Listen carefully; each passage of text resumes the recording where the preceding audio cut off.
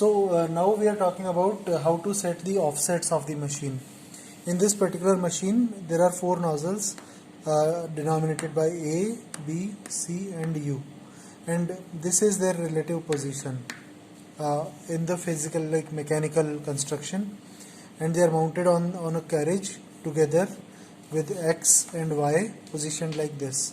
Okay, so how we are going to work is, we are going to print a square with 100 mm into 100 mm side, and offsets mean these nozzles should sequentially print at the same position, the same 100 mm into 100 mm square with their respective filaments.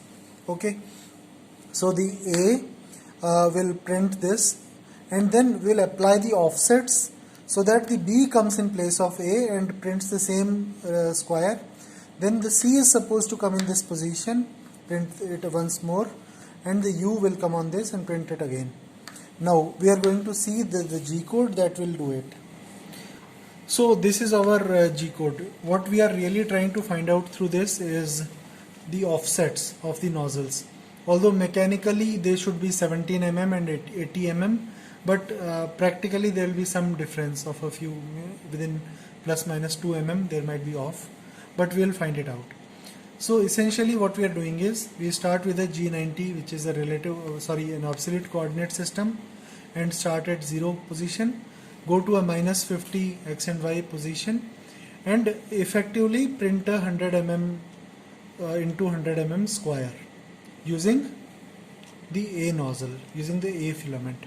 After that we climb up by 0.3 mm, 1 layer thickness, and apply the offset so that the B comes in position of A. So it involves moving in plus Y by 80 mm and minus X by 17 mm, and with this transform the B should now be in the position of the A nozzle earlier, and now the B prints the square, right? So now we bring the C nozzle at the same A position. So for that, first we correct the offset of the B, like negative. Here we went by minus 17, now we come back by 17. Here we moved by plus 80, now we come back to minus 80. So the head is now at the A nozzle. A is aligned to the same position. Now we want to bring the C nozzle to this position. So it should be 0 and minus 160 as measured in the real hardware. And now this G code is printing the same square using the C nozzle, followed by correcting the offset so that the A comes back to the same home position. And now the U nozzle will come to the square's position and print the same structure, and the whole G code is done. So now what we are doing is, now we are going to start the print. We already made this offsets G code in the last video. Now before starting off, we extruded some filament, so that has changed the A, B, C and U values. So but the X, Y and Z, so now we want to retain these values but get rid of these values. Why? Because when I start the print, I want the head to go back to the home position and at Z0 position.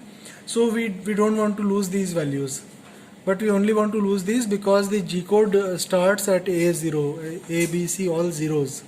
Okay, so the command to do that is G10L20P1 A0, B0, C0 and U0. So what this will do is make all these as zeros. Now, but you will notice that all the X, Y and Z are still retained. So how this will help us is, when I actually play my, okay, the program is already loaded. So when it will ask, the first line of G code says that go to X minus 50, Y minus 50 and Z to 0. So all this will actually, so please come to the machine once. So right now the head is like, there are 50 mm, there's a 50 mm gap, and the Y is also a bit off, but that G code will ensure it will take the head back to the same position where it should start the print. Okay, so please come. So I slow the speed to maybe 10%, the feed override should be set to around 10%, and we start the print. Okay, you can ignore this error which says file ended with no whatever blah blah.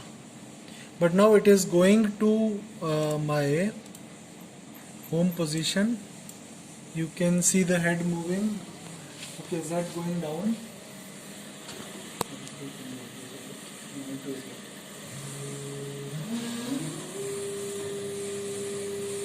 Okay, I think it will get distance to go.